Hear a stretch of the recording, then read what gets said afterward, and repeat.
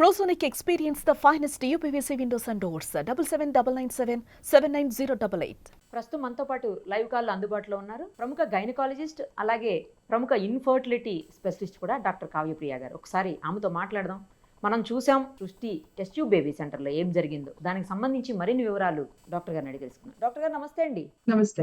Doctor గారు, జనరల్గా fertility infertility ఈ ఇష్యూస్లో ఎలాంటి జాగ్రత్తలు డాక్టర్స్ తీసుకోవాల్సి ఉంటుంది, ఎలాంటి నామ్స్ రెగ్యులేషన్స్ ఫాలో అవ్వాల్సిన అవసరం ఉంటుంది? ఎందుకంటే ఇప్పుడు మనం చూస్తున్నటువంటి ఈ కేసులో 40 లక్షల రూపాయలు తీసుకొని వాళ్ళకి వాళ్ళ స్పర్ము వాళ్ళ ఎగ్గు కాకుండా వేరే వాళ్ళది ఎవరిదో బేబీని తీసుకొని వచ్చి సరోగసీలో మదర్ అవుతున్నారు మీరని చెప్పి, మీయే ఎగ్గు మీదే స్పర్ము మీదేనని చెప్పేసి చివరికేమో వేరే వాళ్ళని తీసుకొచ్చి బేబీని మీ బేబీ అని చెప్పిస్తే వాళ్ళు ఇప్పుడు డిఎన్ఏ టెస్ట్లో కాదు అని చెప్పి తెలిసిన తర్వాత పోలీస్ కేసు పెట్టారు. సో ఇదంతా అసలు చాలా అనెథికల్ ప్రాక్టీస్ నిజం చెప్పాలంటే.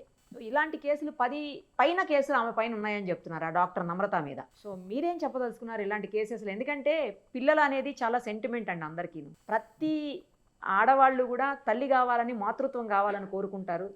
ప్రతి వాళ్ళు పెళ్ళైన వెంటనే తల్లిదండ్రులు కావాలని కోరుకుంటుంటారు జనరల్గా. అది సహజంగా కానప్పుడు ఇలాంటి కృత్రిమ పద్ధతులకు పోతూ ఉంటారు. దాన్ని ఎన్కాష్ చేసుకోవటం అనేది ఎంతవరకు కరెక్ట్? అది వేసే ముందు ప్రతిదీ డాక్యుమెంటేషన్ అయితే ఉంటదండి. అండ్ ఇది 40 lakhs అంటున్నారు. అది ఇది ఫస్ట్ ఇన్సిడెంట్ కాదు నేను చూడటము.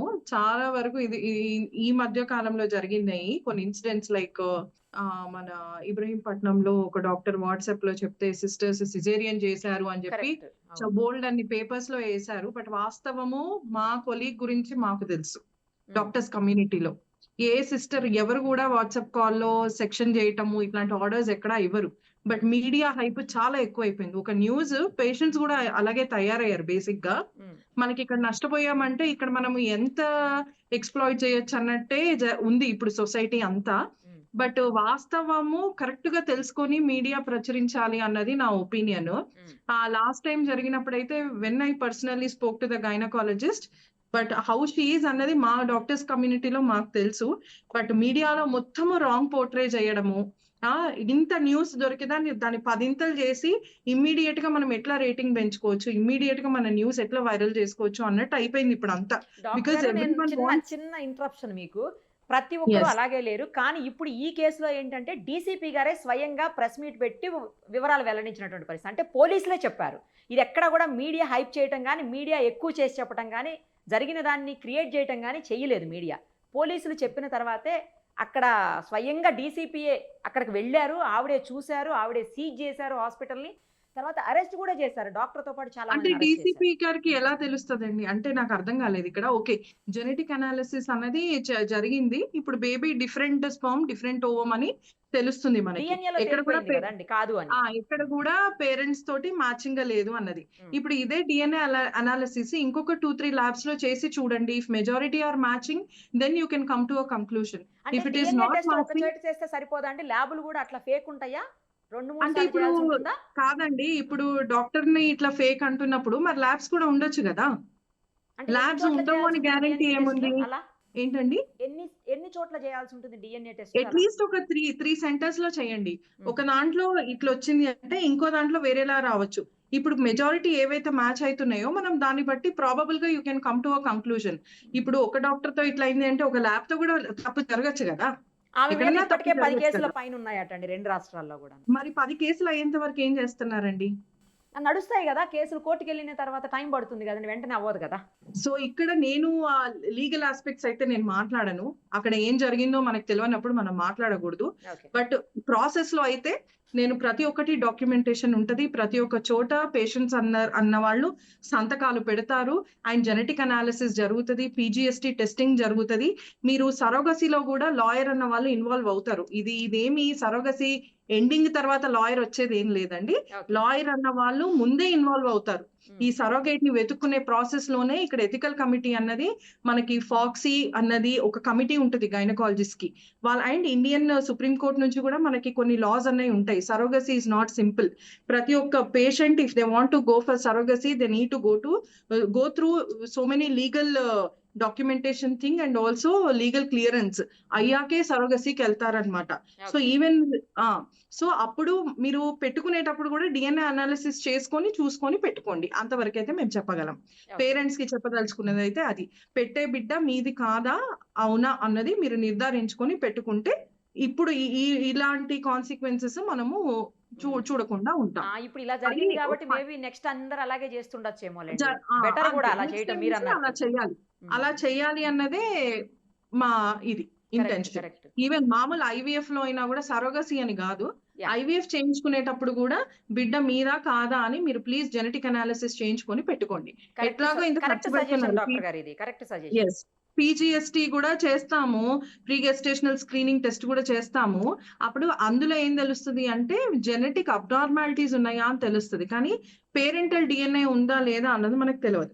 సో మీరు ఇంప్లాంటేషన్ వెళ్ళే ముందు, ట్రాన్స్ఫర్ కి వెళ్లే ముందు మీరు మీ డిఎన్ఏ క్లియరెన్స్ తీసుకొని మీరు చేయించుకుంటే ఎవ్వరికి ప్రాబ్లం ఉండదు. వెళ్లే ముందే చేయించుకోవచ్చు, తెలిసిపోతుంది డిఎన్ఏ టెస్ట్ లో తెలిసిపోతుంది. అయితే మళ్ళీ అప్పుడు కూడా 2-3 ల్యాబ్స్ లో చేయించుకొని చేసుకోవాలి. అయితే ఇంకా 2-3 lakhs ఏముండదండి జెనెటిక్ టెస్ట్, మనకి మాక్సిమం 25,000 ఉంటుంది అంతే. అంటే డిఎన్ఏ టెస్ట్ చేయించుకున్నాక పెట్టుకోమంటున్నారు కదా బేబీ. పెట్టుకుంటే ఈ రోజు ఇట్లాంటి ప్రాబ్లమ్స్ ఫేస్ చేయకుండా ఉంటారు.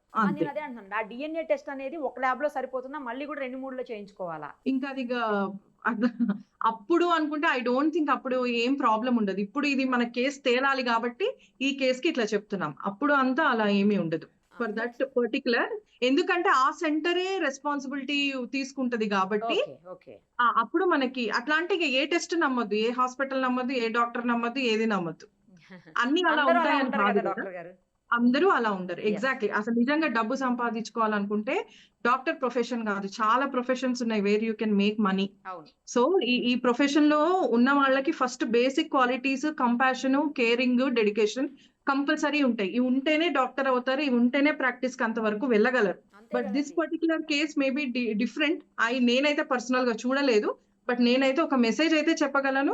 మీరు ప్రీ ఇంప్లాంటేషన్, మీరు ప్రీ ట్రాన్స్ఫర్, మీరు జెనెటిక్ క్లియరెన్స్ తీసుకొని పీజీఎస్టీ కూడా చేయించుకొని పెట్టుకుంటే ప్రాబ్లమ్స్ అయితే ఉండవు. అప్పుడే వైద్యో నారాయణ హరి అని అందుకే కదండి అంటారు, డాక్టర్ ని దేవుడితో సమానంగా పోలుస్తారు. అదే అండి, ఇట్లా అయినప్పుడు తిడతారు కూడా. అంటే ఇప్పుడు మీడియా అనేది చాలా స్ట్రాంగ్ వెపన్ అండి. మనకి ఏదైనా కూడా ప్రూఫ్స్ లేకుండా మనం ఏదో వైరల్ అయిపోవాలి అని మాత్రము టార్గెట్ చేయకూడదు. ఎందుకంటే చాలా ఇన్సిడెంట్స్ చూసాను నేను డాక్టర్స్ మీద.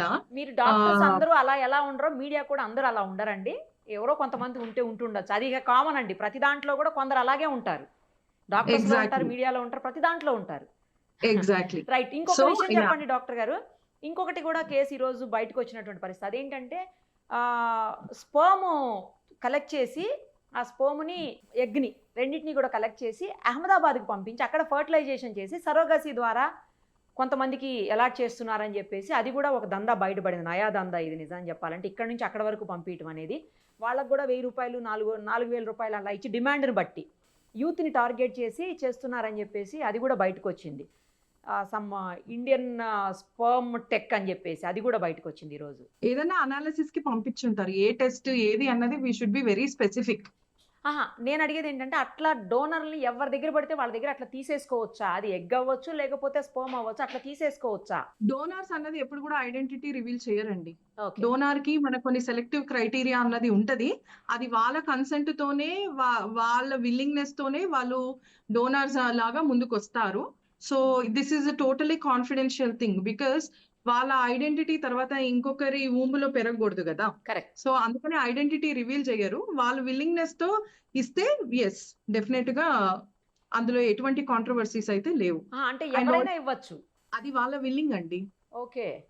They are willing, they will come out with consent and they will give. కాకపోతే దానికి ప్రాపర్ గైడ్ లైన్స్, నామ్స్, అవన్నీ ఫాలో కావాలి. అవన్నీ ఫాలో అయ్యి చేయాలి అంతే.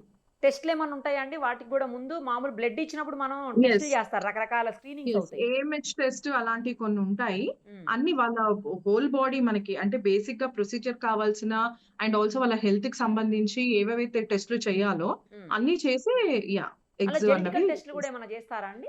జెనెటిక్ టెస్ట్ ఏం చేయరు. జెనెటిక్ టెస్ట్ ఎప్పుడు కూడా ట్రాన్స్ఫర్ ముందు చేస్తారు. ఓకే. ముందు స్పర్మ్ తీసుకునేటప్పుడు లేదా ఎగ్ తీసుకునేటప్పుడు చేయరు, అలాగా చేయరు.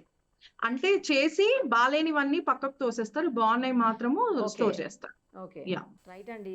మీరు చెప్పినట్లు ముందే జాగ్రత్త తీసుకోవటం అనేది చాలా ఇంపార్టెంట్. అంతే అండి, సింపుల్. ఎందుకంటే సెంటిమెంట్ కదా! తల్లిదండ్రులు కావడం అంతే, అనేది అంతే. చాలా సెంటిమెంట్ ఇది. ఇది ఒక రకమైన అంతే. మైండ్ సెట్‌కి సంబంధించిన విషయము. Yes. ఎమోషనల్స్‌కి సంబంధించినటువంటి విషయం. So Yes. ఇలాంటి విషయంలో మీరన్నట్టు ముందుగానే జాగ్రత్తలు తీసుకుంటే తీసుకుంటే ఇన్ని తర్వాత ప్రాబ్లమ్స్ ఫేస్ చేయాల్సిన రాకుండా అవసరం ఉండదు. అంతే. అటు డాక్టర్‌కి ప్రాబ్లమ్ రాదు. ఇటు సేమ్ టైమ్ ఎవరైతే రిసిపియెంట్స్ ఉన్నారో వీళ్ళకి కూడా ప్రాబ్లమ్ లేకుండా ఉంటుంది. ఎస్. ఎస్. థ్యాంక్ యూ అండి. మంచి సజెషన్ చెప్పారు. Thank you so okay. Much. Suman టీవీలో మీ పర్సనల్ అండ్ బిజినెస్ ప్రమోషన్స్ కోసం కింది నెంబర్కి కాంటాక్ట్ చేయండి.